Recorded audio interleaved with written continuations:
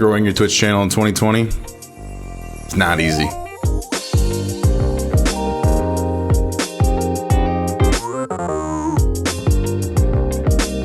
Before we dive in here, I stream on Twitch weekly and am also active in our community Discord. Links in the description below.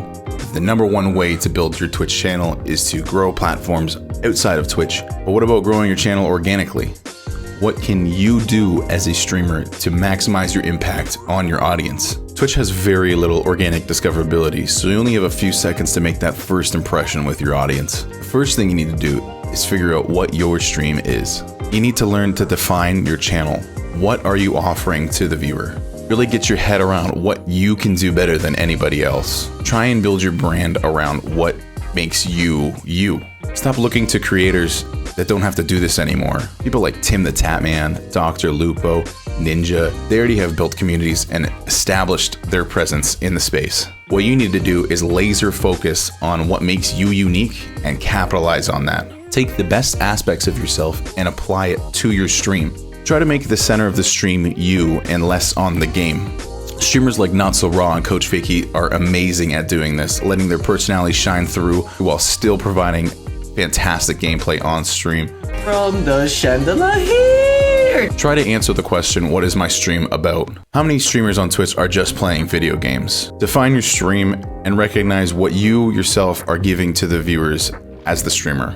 So now that you've defined your channel, what next? Start creating content with the viewer in mind. Think of Twitch not as another alternative to TV. You have the opportunity to engage with your community. As much as streaming is fun and a passion for most people, providing content that is conducive for the viewer is essential in terms of growing your Twitch channel.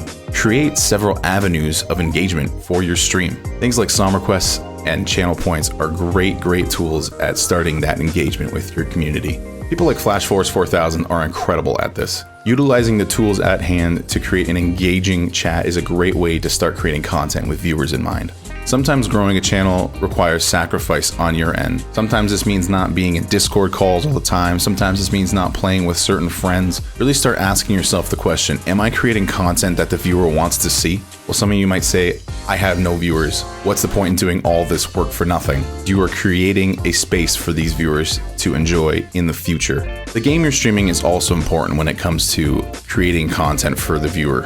Are you discoverable within that game? Now, this doesn't mean you can't play other games on stream. Obviously, I encourage everyone to play what they want to play. But at the end of the day, if you are trying to grow a community, are you really going to be discovered on Apex Legends, Fortnite? These top categories are way oversaturated and you have almost 0% chance of being discovered organically there. Ultimately, just start changing the way you think about your stream. Now that you've defined your channel and are starting to create content with viewers in mind, everyone's favorite buzzword, networking. Now you need to be careful with this one. This does not mean go into other people's chats and self-advertise. That is not networking. When I say networking, think less about yourself and think more about the community. Seek to help others before helping yourself. Start by genuinely wanting to become part of other people's communities. If you truly love streaming, then learn to take inspiration from other streamers. Start interacting with other people's chats and discords, and not with the intention of telling them you stream. Don't be going into other people's established communities trying to push your own. People see right through if you're only there for your own gain. Let's do a little experiment here. Think of the best viewer you can imagine. One that's chatting all the time, one that's engaging with you, one that's asking questions. Now, instead of wishing you had that viewer, be that viewer for someone else. Really integrate yourself with other people's communities. If you are seeking to help other people above yourself, you will become a better streamer. So if networking is learning from others, our fourth tip is learning from yourself. Constantly evaluate yourself. A simple tip that I can give any new streamer is to rewatch your VODs. Sit down, ask yourself, would I watch this? Is this something I want to be a part of? Now, an easy fallback to this question is, I need better equipment.